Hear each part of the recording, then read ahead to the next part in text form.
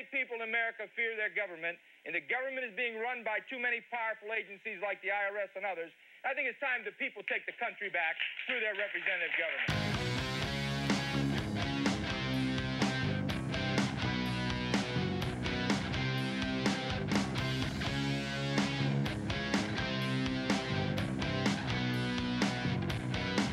Hey, Mr. Politician, living on that hill, living in that life of luxury on we the people's bill. Don't have a clue how the other half lives, and that is a shame. It's time to stop the tyranny. You keep pushing through your bills. Going for revolution,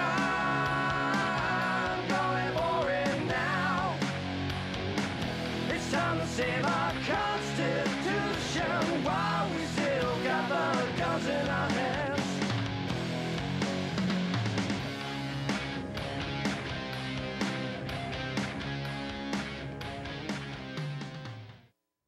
Hi, welcome to Freedom TV. I'm your host, Renee Kimball, and we have a very entertaining show for you today. We're going to be here with Bikram Vaidya, and we're going to be talking about food, my favorite subject, and how to prepare spices, how to use spices, and also we're going to be learning some really cool knife skills, which is something I need to learn because I keep trying to put protein in my salads via my fingers. So sit back and enjoy this program today, but first we're going to go to our normal segment, which is Surviving and Thriving, and we're back with Chris Janowski, and he's going to be telling us all about fire because he knows everything there is to know about how to start a fire. So sit back and relax and enjoy Fire is Magic.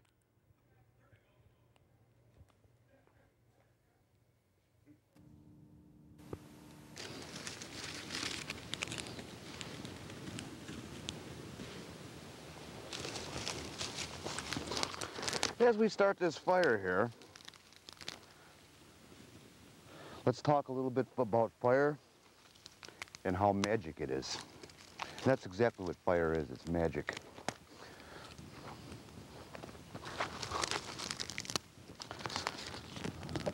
It's a tool to do so many things.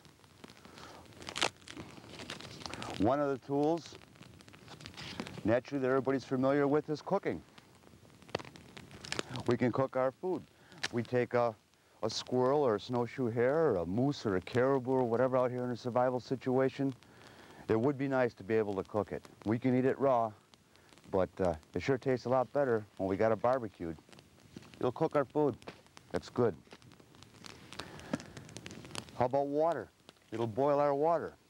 If we're in an area where beavers and other rodents live, there's a very good chance there's giardia in the water. We'll want to boil it. Fire's working for us. It's a tool. It's working for us all the time. Fire will very nicely burn this piece of wood in half, then we have 2 pieces of wood.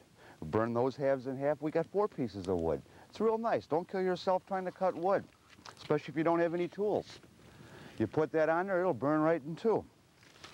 It's working for us. It's acting like a saw for us right now.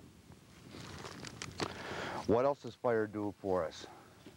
It keeps us dry and warm. Safeguards against hypothermia, the #1 killer out here in the wilderness. Piece of cake, fire's still working for us. It's keeping us alive. And last, but not least, for sure not least, is it has a good psychological effect on us. Most important use, as far as I'm concerned, to a person that's in a serious wilderness situation is the tranquility that fire gives you. It makes you feel good. You've got something to relate to. It's something that'll calm your mind, and it's something that'll make you start thinking straight. If it happens to be cold where you are, and it's time to go to bed for the evening, it's no fun shivering all night, and there's no reason, just because you're out in the wilderness, you have to do this. Again, our fire is working for us. What I've done here, I've taken quite a few small stone here, And in the case we were actually going to use these, I'd have the whole fire surrounded with these stone, or you can even build a fire on top of the stone. But I like to surround the fire with the stone, pile them up, whatever you want to do is so you know you've got enough stone that you could make a mattress out of. Then what I do, I'll take the stones from this area. They're going to be very hot. You've got to be careful how you handle them. And we want to try to get something sort of even. If you've got the time and the ground dictates that you can do this, you can take a digging stick, a piece of bone like we used before, and you start digging out areas here in the ground that'll take these big stones and make them stay much flusher with the surface. And as we do that, we'll take a stone, we'll transport the stone. Again, they're going to be very hot, so you want to be careful.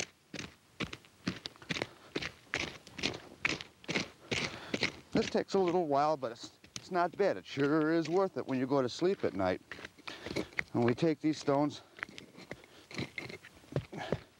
get them down there in your hole, and we'll keep doing this till we make a sleeping area that we're gonna use. The next thing that you're gonna want to do, these things are hot. You can't lay on them. You can take spruce boughs now, and you'll cover your whole mattress with lots of spruce boughs. This becomes more and more comfortable as we go along. Another thing you can do, which I do a lot of times, I'll take a big piece of muskeg. That's almost as soft as a mattress. And then I'll put the spruce boughs on top of that. I'm nice and high and dry, and there's constantly all night there's heat coming up from the stone. Hi, welcome back to Freedom TV, and I'm here with Bikram Vaidya, and he's from Oregon Culinary Institute, and boy, have we got a show today. This is going to be so much fun because I love food, hate to cook. Love food, but hate to cook. And you're going to tell us a little bit about Oregon Culinary Institute, which is a school to learn how to cook. That's correct. Oh, great. Yeah. Now, one of the things I wanted to find out is, how did you get involved in doing this? Because I understand you're from Nepal. That's correct. Well, how did somebody from Nepal come over here and all of a sudden you're in Oregon Culinary Institute? How did all that happen? First of all, I'd like to thank you for having me over here and for Freedom TV. And the reason I involved in the culinary arts because when I was in Nepal, I owned a restaurant and bar. Oh. And I wanted to learn more about restaurant management and culinary arts. I came to Oregon, went to school here, and I had a few great teachers here. Chef Wilkie, who is currently director of the school, and President Stromquist, who decided to open a school, and they invited me to join with them. That's how I really believe on flavor and technique. We all do. Yes. And that's what it's all got. I've been to Oregon Culinary Institute, and yes, the flavor is definitely there, which is really, really nice. Yeah. Now, who goes to the school? Is it just people who want to work in the culinary arts, or can just anybody who wants to learn how to cook? Me. Anybody can come into our school, but our program is a one-year program, and it's anybody can go. Some people who are mothers, and some people are changing careers. Some are just out of high schools, and those who wanted to in future, they wanted to go on a culinary arts or restaurant management, whatever they want to do. Yeah. So it's not just learning how to cook. You do have courses in restaurant management. Absolutely. Right. So you can... we teach kitchen management and restaurant management. Right. So there's lots of different areas. It isn't just learning how to cook. It's, you know, there are different things that you can do within that structure. Yeah, cooking is not just about cooking food. Right. It's about art and how you prepare food different ways. You need absolutely understand about chemistry of your flavors. That's most important things when you cook, and how you apply the heat, sorts and stuff like that. Otherwise, it's not just cooking like throwing the food. Yeah, well, that's how I cook. You know, and that's why you have to be really careful. Right. That's the foundation what we teach, how basic foundation. Right. Yeah, that's what our goal is. Right. So it's not just learning how to stick stuff in a pan and No. have it come out looking okay. No. It's the chemistry and the combinations Absolutely. and how it all works Absolutely. together. Yeah, and also in the end, we try to teach them how to present, and Right. in a professional.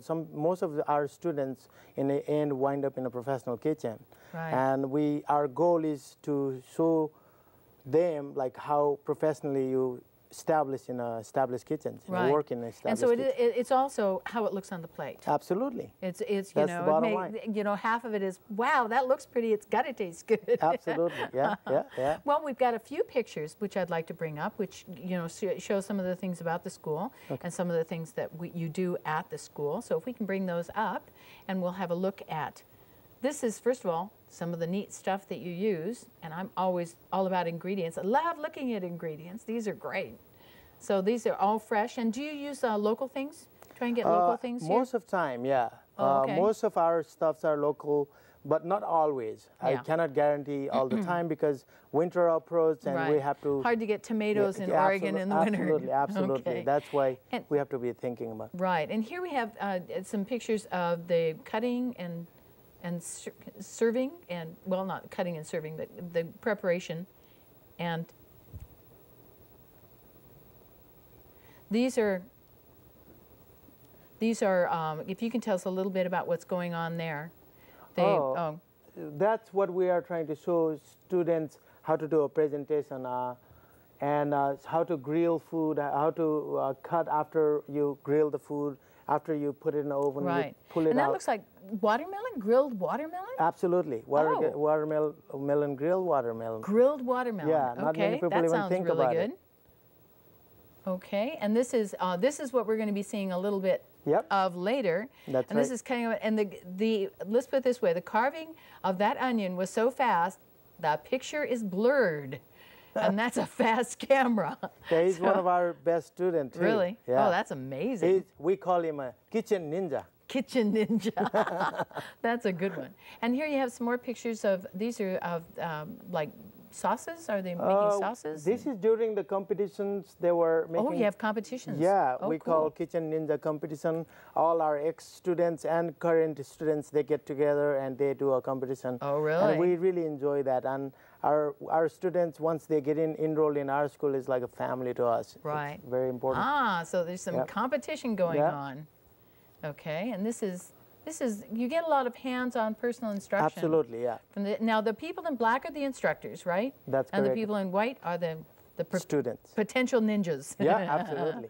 Okay, so you get a lot of instruction and feedback Yeah. on what you're doing right Yeah. and what you're doing wrong, and there you are. I'm showing teaching how to make a curries. curries. Okay, I'm ready to eat now. Curry's one of my Yeah. favorite dishes.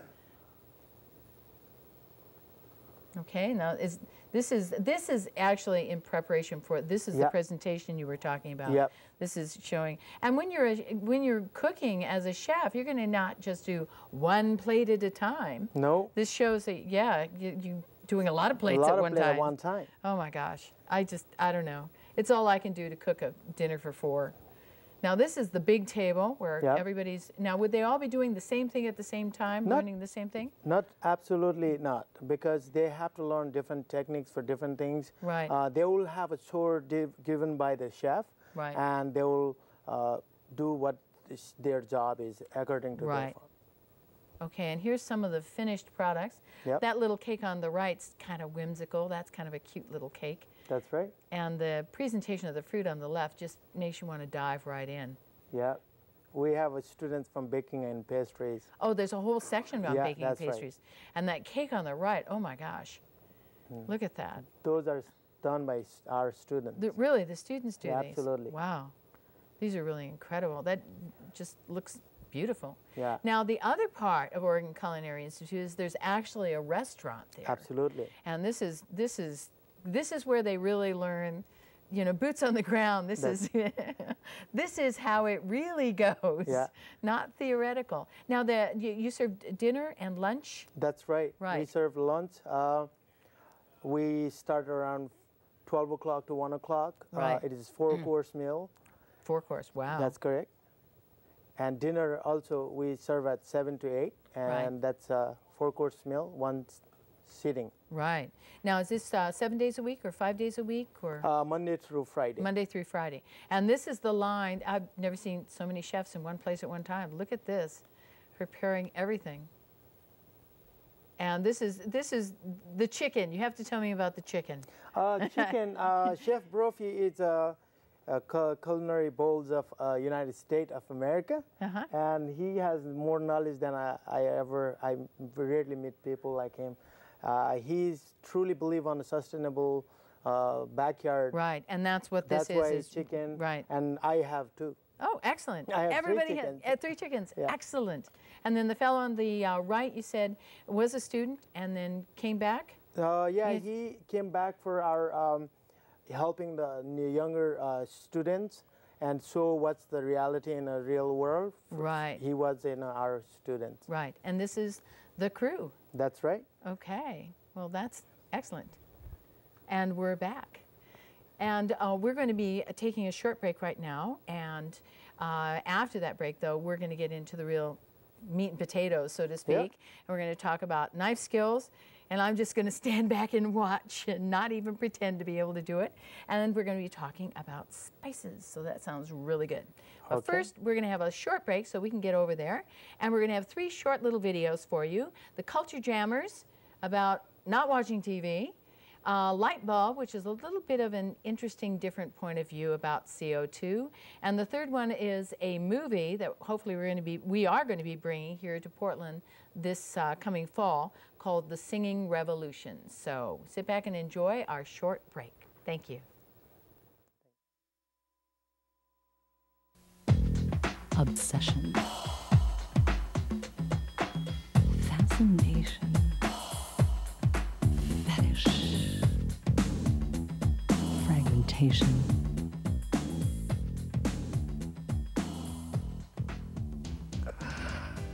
Why are 9 out of 10 women dissatisfied with some aspect of their own bodies?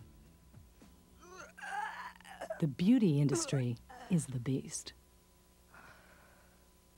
A 49-year-old unidentified man went berserk last Where did night she get her fired view with a of the 12-gauge world? Shotgun. 14 people are dead, including 3 Who will be her children. role 4 others models? suffered. Never been a better time to buy. What values will she have? Whose child is she? Yours or the network's?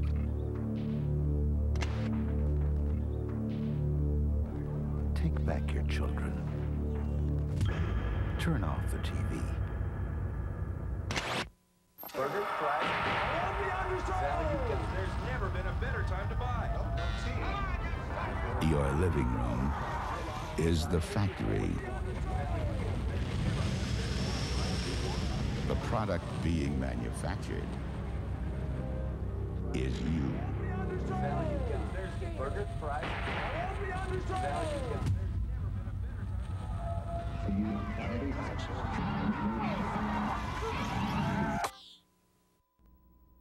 Here's the electricity we use at home.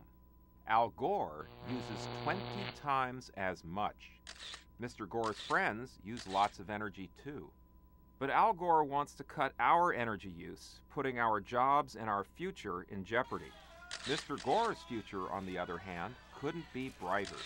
We depend on reliable, affordable energy for our food, our transportation, our homes. It's the best protection we have against the hazards of life. And it's even more important to people elsewhere who are struggling to survive, to break out of the prison of poverty. For them, affordable energy is something to hope for and something to celebrate. But what will happen to that hope if we restrict energy use? Some people may have a bright future, but don't kid yourself. Without affordable energy, hundreds of millions of people won't have any future at all.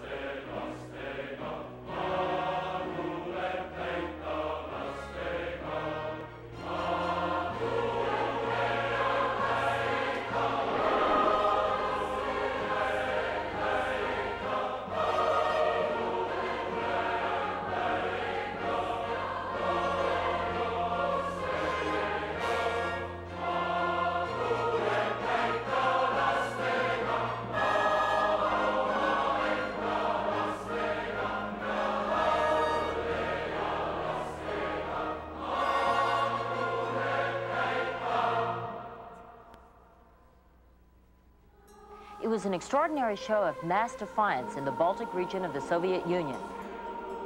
Whenever you give free speech to people, then things get out of hand.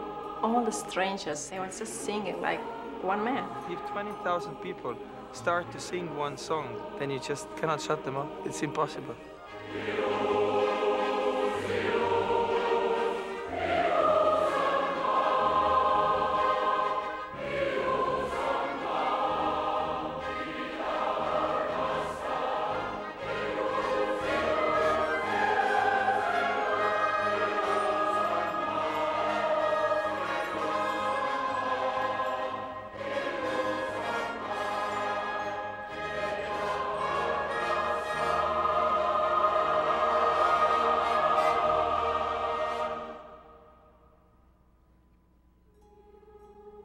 I think that to have freedom through singing, it was the most important thing maybe in my life.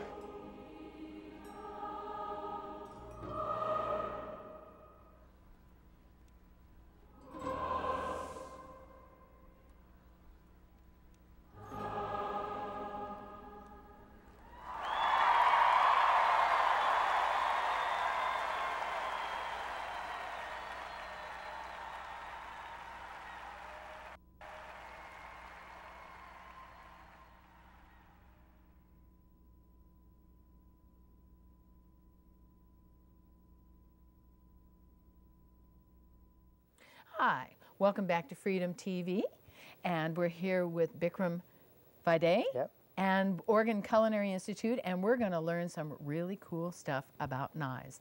Bikram, go ahead. I'm going to stand back here and watch. Tell me a little bit about this knife, first of all. I mean, it looks incredible.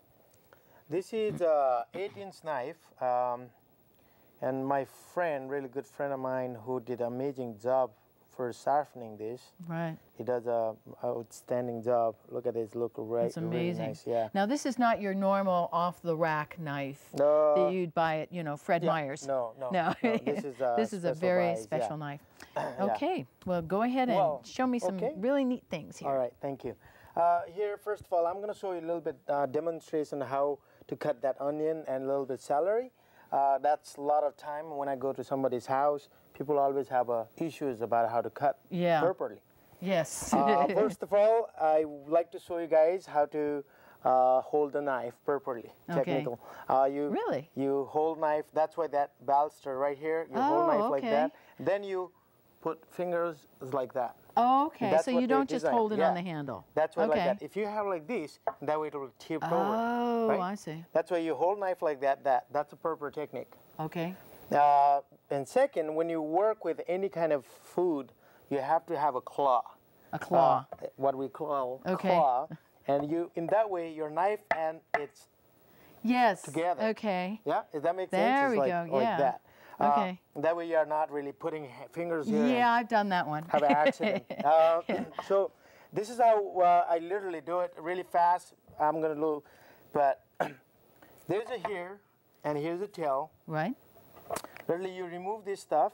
Okay, so you remove the root end first. Okay. Root end, right? Okay. Once you remove root end, then you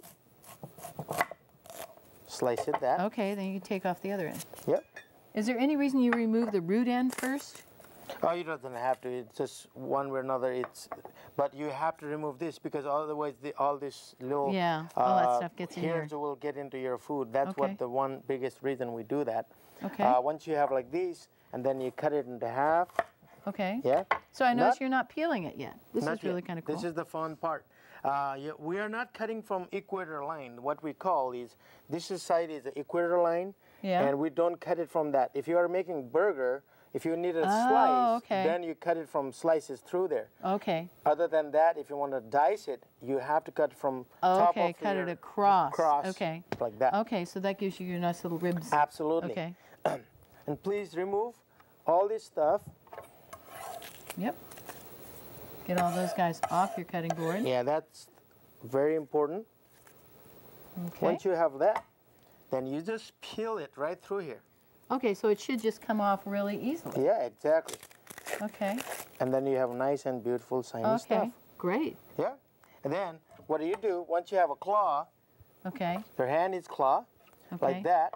And so you're cutting across it in the direction that the little ribs are going down. Absolutely. Okay. There's the direction. It's already right here. Okay. Literally, onion means union. Onion means union. That's okay, right. cool.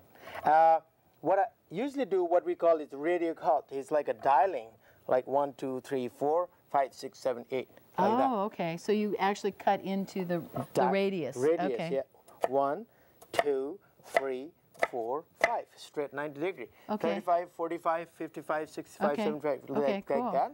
And then you go straight down. And then the same way on the other direction. Then, in direction. Cool. Yeah. Once you have like that. Oh, okay. And you didn't cut it, which is really interesting. You didn't cut it all the way through, which is what I do all the time. And then you try and hold it. Yeah, people go across. I see. When you go across, then you'll cut it. Right, and then you got to play with it wobbling all over. You just go straight down.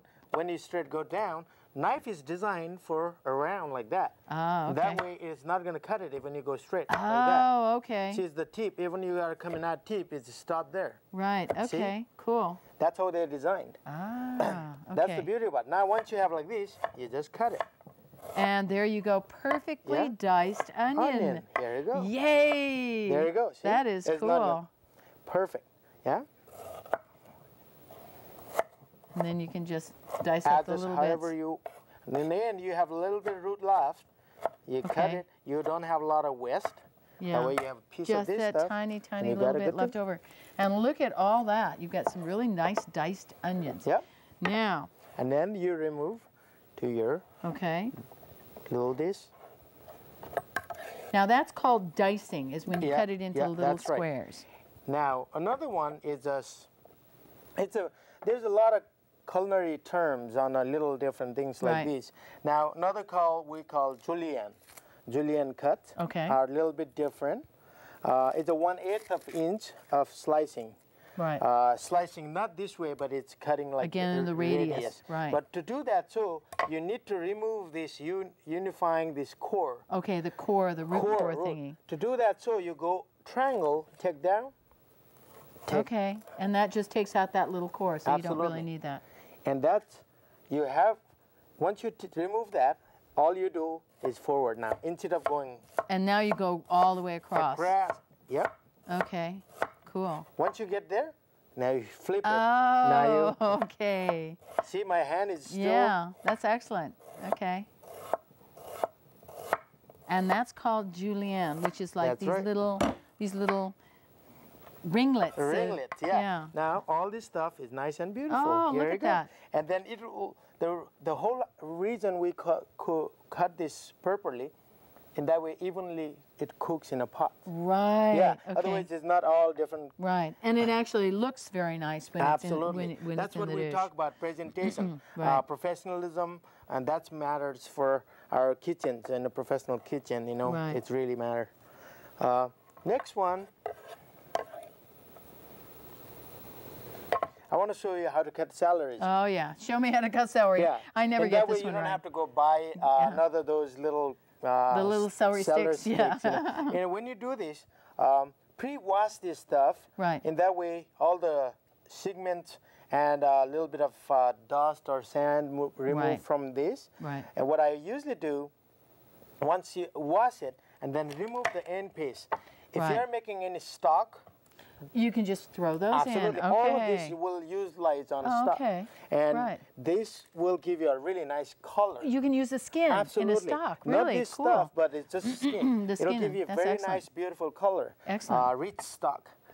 Next one is you cut it into about a 2 to 3 inch segment like that. Yeah. Once you have like that, then you can. Oh, I see. Oh, okay. How easy is that? Oh, yeah. Little celery sticks. Absolutely. There you go. If you wanted a dice, then you just. Right, and then you got perfectly diced celery. So what I was trying to do is do the whole length. No, that's what a lot of people does, is they cut it long length, and that way you have a perfect, exact size, whatever you wanted to do. And in a commercial kitchen, that's a very important part. That's how we produce. Now, what's the difference between dicing and mincing? Okay, mincing is a little different. Mincing is, this is a dice. Mincing is literally, suppose we cut this stuff. Just teeny, teeny, teeny, teeny, teeny? Oh my gosh. This is a mincing. Okay. And then 1, 2, 3, 4, 5. Okay, you just go across it. And there's just teeny. It's absolutely tiny. Yeah. Smaller it is, the more fragment it gets. Oh, okay. If you need to, suppose you are making sauce. Right. And you put a little bit of oil, you mince this onion or garlic, and you put it, it gets really, really good fast. So you don't have to use a whole lot either. If you wanted to really infuse fast, then that's the best way to go. That's the best way. Yeah. Just great. Yep. Okay. And again, anything left over, throw it in the stock pot? Throw it in the stock. Excellent. And if you have a chicken bone or anything, just right on the stock. Right, excellent. Yeah. Okay.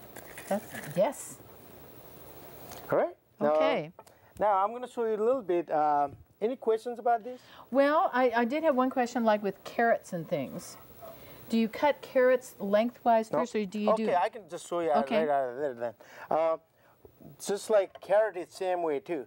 You remove this in a piece on top, right here. Right. And same way. Always, no matter what you do, the same length. Right. Yeah? So it's about whether you do a potatoes or anything. Right. Okay. Yeah. And then you cut it. Oh, you just slice it. Okay. Once you slice it then you have a... Oh, okay. It's not going to roll on the table. Absolutely. Yes. Yeah? Now, once you have this technique, then you can do nice little slices. Okay. And you have to have really good, sharp knives. That's extremely important. Otherwise, you certainly can leave part of your fingers on the table. Absolutely. Then once you have like that, I want look at that. Perfect carrot sticks. Oh, so you cut off the outside, and then you have these perfect that goes little... to my stock again. Oh, right, right. And then perfect you have a little beautiful carrot sticks. Look and at whether this. you want to do a cheese or whether you want to do that, that's how you do it. Excellent. 1/8 of inch or 1/4 of inch or whatever size you want it, and you can do it right there. Excellent. Perfect. There you go. Excellent. That is perfect little, oh my gosh, they're gorgeous. I'll never have raggedy looking carrot sticks again. Excellent. Okay, thank you very much for showing us that. That's excellent. I've learned 3 very important things here. Okay, now we're going to be moving on to, this is the section of herbs, or what were you going to do now next? I'm going to show you guys a little bit of these spices. Right, okay. What I'm going to do, first I will talk a little bit about spice, okay, and then I will move Alrighty. into that. Here's first of all, spice. A lot of people are confused with spice means hot, which is not. But the reason is there's a chemistry-wise, you know, if you put it in any kind of spice, spice is actually bitter, not a hot, and that's why spices means species of plants. Okay, which so grows anything that's like that is considered such a spice. as a seeds, like a coriander here. That's coriander. Yeah, and I have a fenugreek seeds. Really? And then I have a Himalayan black cardamom pod, which is a rare, and I brought it here to show you that today. And then I have a cloves, which is a bud, and I have a peppercorn, which is peppercorn is black peppercorn. I have a cumin seeds here, and I have a cinnamon. Bark, which is bark, and I have a laurel bay leaf, fresh and dry. And these are extremely important. How do you heat it to get the maximum volatile oil? I see. So you heat it. I never thought of doing that. I always just throw it in something, like a soup or whatever. Whatever I'm cooking, I usually just throw it in. It looks good. Throw it in. If you heat it, you will get a maximum aroma and release the volatile oil, and then you crush into that mortar and pestle. And that's, I will recommend everybody to get one thing in their kitchen, mortar and pestle. Okay. And a good knife. Yeah. All right, excellent. Well, I'm going to show you how to do this really quick. Alrighty, this is the fast stove here. This is the fast way of doing here, but maybe not everybody has this kind of stuff. But it should be 170 degree, not exist 170 degree when you hit the pan. So about 100, that's not really all that hot. No, really. it's not. 140 to 170, and feel this, it is, once it is hot, it's not that hot yet. No. I'm gonna, you feel that? Because you don't want it to heat too much, the spices. Too much, because it'll burn off all the oils. Okay. I'm gonna show you a couple, I have 3 different things I'm gonna like to show you. Okay. First, I'm gonna show you how to toast this bark. Okay. Do you feel that? That's it. You can. Oh, that's not all that not hot. Not really hot. The minute you put hot too much, these are just like sensitive, like our skin. Okay. And it will just burn it. Oh, okay. That's why. And so you just break it up into little pieces. Little pieces, and then you just put it right there, and you wait till the aroma comes out. Oh. And that's what we are gonna do. Otherwise, do you smell it already? Yeah, that's amazing. So that it actually starts bringing out the volatile oils. I never would have thought of heating the spices before you put them in anything. Yep. That's amazing. And then once it is hot, then you remove and then you transfer it into that. Then you transfer it into the mortar and pestle. Yeah. And then you crush that stuff over there. Okay. Next technique I wanted to show you is bay leaf. A lot of people don't understand how to do this. No, have absolutely no idea. It's not going to do nothing. Yeah, really. What I usually do, smell that. Oh, that's lovely. Right? I love cinnamon. It's very nice. Next one I wanted to show you. Just crunch it all up. Okay. Give a little bit heat. Okay. Smell and bay that. leaf. Oh yeah, bay leaf is just amazing. It's amazing. Yeah, See it's how amazing. little it takes time? That's amazing. Yeah, it'll just immediately you transfer this stuff into your.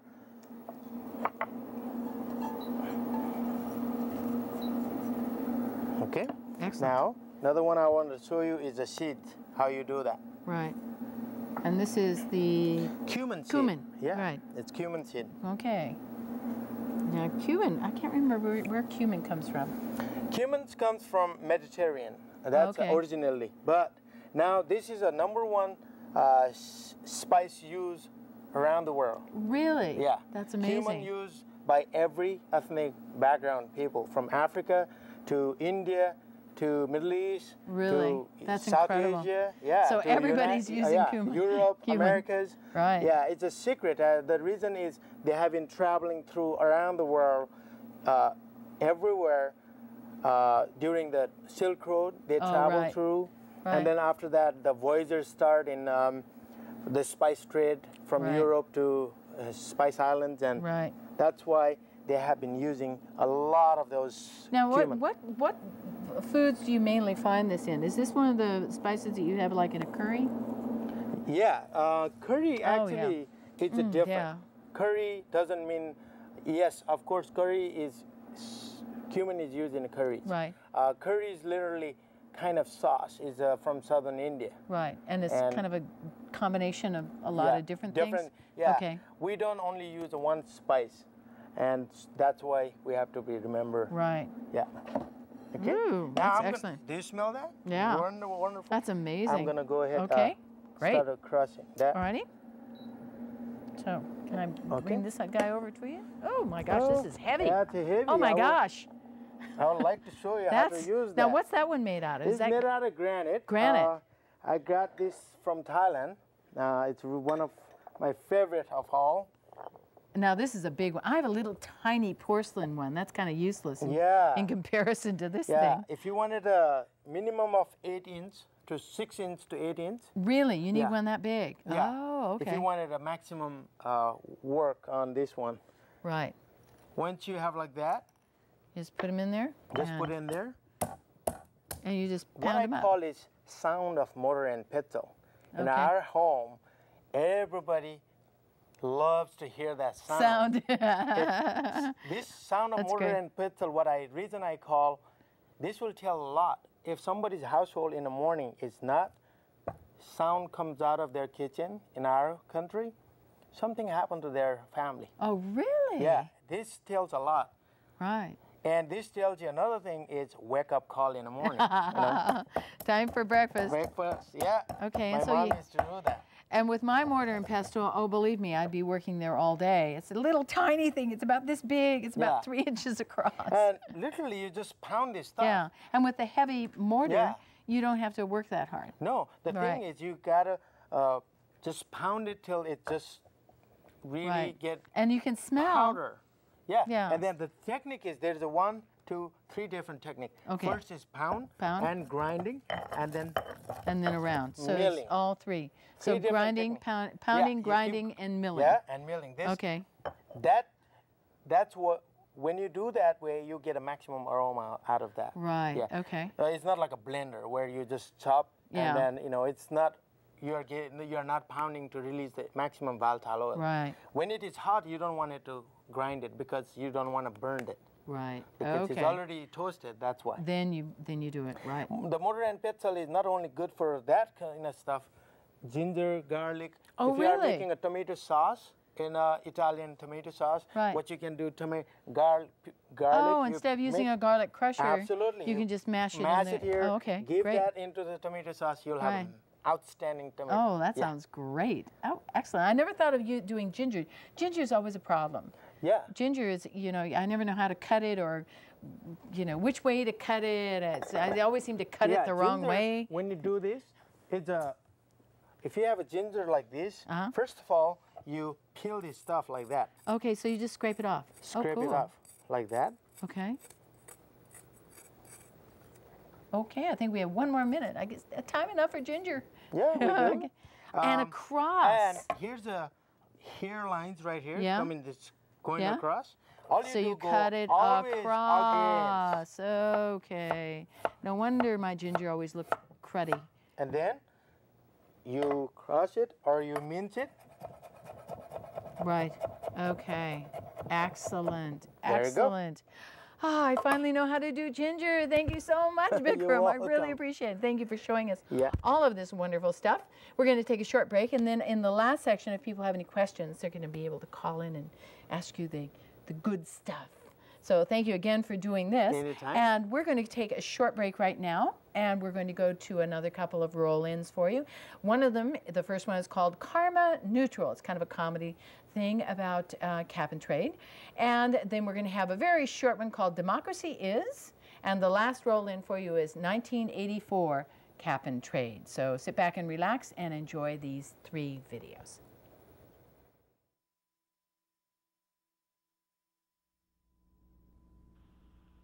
Karma Neutral, where we do good things so you don't have to. My name is Todd, and this is David. And we are going to explain and pitch our new business idea today. The business is called Karma Neutral. We got this idea from those guys who sell carbon offsets. What they can do with carbon, we can do with karma. So picture this. You commit a bad deed, like robbing someone for money or stealing a car. Give me all your money. Great Scott!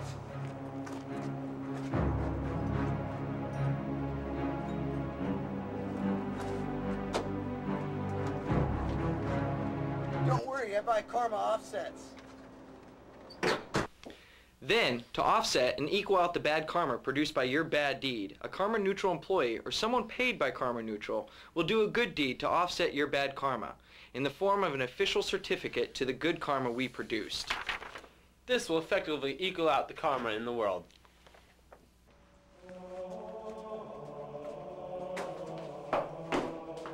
Karma Neutral's here.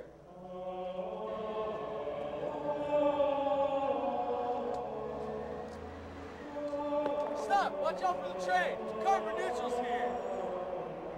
Now we're going to hit the streets of Portland to see what an average Portlander thinks about our business idea.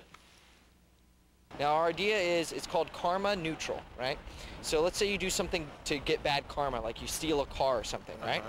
You can log on to our website, type in your bad deed, and we'll calculate a number figure to pay us to do good deeds for you. And then we'll give you a certificate saying you did good deeds. Kind of like when the Catholic Church used to sell indulgences for sins. We pay someone else to do a good deed for you. Our motto is, we do good deeds so you don't have to, okay? So, so what do you think about that? Would it work? Log onto our website and pay us a certain amount of money, and we'll pay people or do good deeds ourselves to offset your bad karma, and then give you a karma certificate that represents good karma. What do you think about this? Somebody would fall for it. Now, I know you guys are perfect and everything, but if you did do something bad, would you log on and pay us money? No. No. No. No. You think people will pay us money? Probably not. Would you pay us money? Probably not. If I They have to should pay pay. you for doing a bad deed, then shouldn't you have to pay me for doing a good one? And true So you karma doesn't wouldn't pay work us? like that. No, you would never pay us. No, not to do good deeds for me. You would bring 'Cause I bad would be karma broke. on you by trying to convince people that you could do good karma for them. Yeah. That would be kind of, you'd be kind of be like, you know, shysting people. Yeah, on that, really, you what know, you're is selling what that snake would oil. be. So yeah. They can afford to pay to clear their conscience. So you wouldn't pay us any money? Hell no, but it's a good idea if you guys can try it. No, it's just like it's like the whole carbon neutral thing. Make sure to visit our website and start paying to offset your bad karma. And make sure to give thanks to all the carbon offset companies that inspired us to come up with this idea.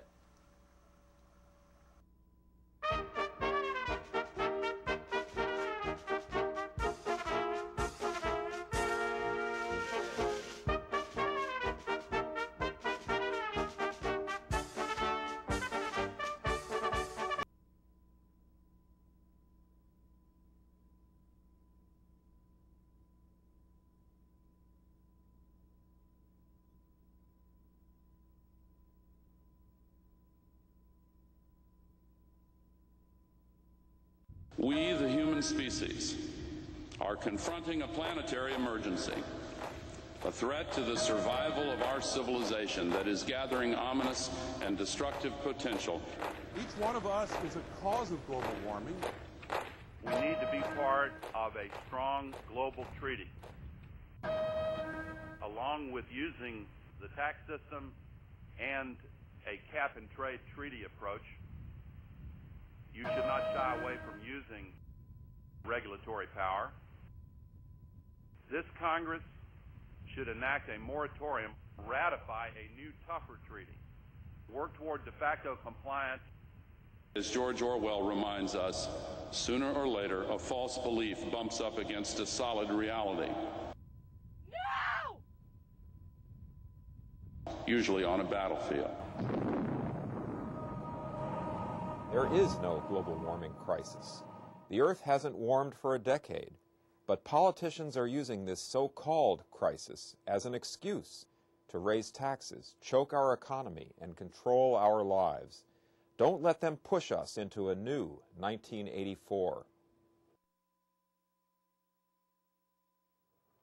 Hi, welcome back to Freedom TV. I'm here with Bikram Vaidya. That's right. I knew I was going to get one of them wrong. And we had just had a great demonstration on using knife skills and how to use spices. I would have never thought of heating spices before you put them in this. I just, it looks good, sprinkle it in, and away you go. But now you have an opportunity to give Bikram a question or two. So the numbers will be coming up on the screen, and you can call in, and we'll answer your questions. And until somebody calls in and has a question for you, I have a couple of questions for you. Absolutely, now, go ahead. How long before you become really good at doing this? I mean, do you see improvement in your skills right away when you start doing things like working with the knives? Absolutely, yeah. Right. Especially in a school. Yeah. We monitor each student from day one to within 8 weeks. They're extremely. They might able to even do just like I do. Really? Yeah. Oh my gosh. I mean, we literally hands-on cooking, and we hold Right. their hand till they get perfectly right, without accident, and that's what we try to focus on. Right. Yeah. Now, if you're trying this at home, it probably best to start out really slow. Yeah, really slow. Or I would recommend to take classes. We have a weekend classes and stuff like that for anybody. Like you can come to our school for a weekend program. Yeah. Oh, just a weekend program. Yeah. Oh, well, that would be good. It's a weekend, 1 day, 4-hour class. Oh, right. And we do teach stuff like this. Okay, so you can actually learn how to do it, which might be really good for me because I use a lot of Band-Aids in the kitchen. Yeah, in that way you don't have to, yeah. You know, it's just, I have to be careful of red stuff on the food in our kitchen. Now, what's your favorite thing that you teach at the school? What's the thing you enjoy teaching them most? Flavor. Flavor? And technique. And technique. Yeah, that's what I love teaching. Oh, okay. Yeah. And I think we have a call. Do you have a question for Bikram? Yeah, I was curious to know whether you teach anything on nutrition in the school. I mean, everything looks really good, and it's really fascinating the way you do the knife techniques and that. But I know we all like to taste it. We don't really think about nutrition sometimes, but I was wondering if that's what, if you consider that at all. Thank you. Absolutely. We do have a nutrition, and we talk all the time about nutrition. It's so important, especially nowadays, healthy cuisine, what we call, and we have a couple weeks we just focus on that nutrition. Yeah. From beginning, we teach them how they have to study under each vegetables, how it works in our human body and stuff like that. Right. So you can actually enhance the nutrition of the foods by just putting different things together. Yeah. So you can, what would be some of the things that you put together that, like for me, it's just, oh, okay, that vegetable looks okay. Well, that one looks all right, and I just kind of put them all together. But what are some suggestions that you would have for like putting different things together that would enhance the nutrition of? I mean, that's depend on the people's health, and I will recommend to people what they like. Right. And some people are allergic to certain things, and I cannot really recommend what I think of. But I have a students who are allergic to cilantro. Cilantro? Yeah, and if I recommend certain things like that, it's just some are allergic to spices and some are allergic. But bottom line is all the nutrition, healthy, any of these vegetables. That's why I put my vegetable garden on my back here, because I can study under that. And we teach the grains, how important grain is. That's our first thing we teach is grain. Grains, really? Yeah. Grain is so important part of our life. That's true. Legumes, what we teach. How to make a grain and legumes and starch, and then a vegetable, how to cook vegetables, and soup, simply, without even touching meat. Really? And that's our first 4 week we focus on. Really? Yeah? Instead of touching meat. Right. And people, a lot of students will understand, oh my God, we don't need to eat anything. That's right there, nutrition. Right, exactly. And we teach them how to balance all those stuff day-to-day life. Right, exactly. Yeah. And it is a balancing act of putting all these different kinds of things together. That's what are some of the basic grains? I know there's all kinds of those boutique grains out there. There's semolina and you know, amaranth and all this stuff. But what are the basic grains that people should really learn first? I recommend especially pearl barley. Pearl barley? Yeah. Really? Barley is really good. Polenta is really good. Really? Yeah, the corn. Yeah. And then rice is absolutely good one. Brown rice. You can make many different ways. If you make a brown rice, I would recommend to soak it, you know. Oh, okay. Yeah, and some other stuff is like there's a weed, different kind of weeds, you know, and whatever prefer. Right. Couscous out there. Yeah, really good. And I think we have another phone call. Do you have a question for Bikram? Yes. Hi, do you have a question for Bikram? Yes, I do. Yes, I do. Okay, we can barely hear you. What is the price of his weekend class? I think she asked what was the price of the weekend class. Unfortunately, on cable access, we can't tell you that. Yes. You can go to our website. Yeah, you can go to the website, and they have all of that information there. So if they can bring up the website, OregonCulinaryInstitute.com, and they have all of the information there on the various classes that you have, the weekend program. Everything is information there, yeah. Excellent. Well, I'm going to be checking that one out because I could use a weekend program. Yeah. That's for sure. Now, one of the things I wanted to ask you is the the meals that you have, which I think are just amazing. This is not only just an opportunity for the students to show off their skills, but boy, it's an opportunity for us to get in on the good stuff. The presentation is, I think, one of the neatest things about the dinners is seeing how all this stuff is not just put on a plate, but it looks so beautiful. How much do you think, oh, we've got 1 minute left, so this is going to be a quick one. How much do you think that the actual look of the food contributes to people actually feeling like it's good food? Look is always so important. Really? Especially in the West. In the East, people eat from nose. Ah. West, people eat from eyes. Eyes. Yeah, I mean, that's the simple. That's Excellent. why, based on it, it's a culture differences. Right. So I emphasize both sides now Right. because I grew up, born and raised in Eastern culture, Right. and I grew up here in the West, and that really helped me to understand both cultures Exactly. and allow me to transfer that into my students. Excellent. Well, thank you so much, Bikram. I'm so glad you were here today, and Thank you very much. you for showing us all these wonderful things. And thank you for joining us, and we hope you join us next week. We're going to have a bit of an unusual show next week. We're going to be talking about body modification art. Yes, we're going to be talking about body piercing. So that's going to be rather unusual, so do tune in. You're going to see some very interesting examples, and you're going to talk to somebody who knows all about the subject. Until then, it's your voice. Make sure you're using it, and join us next week on Freedom TV. Thank you. Thank you.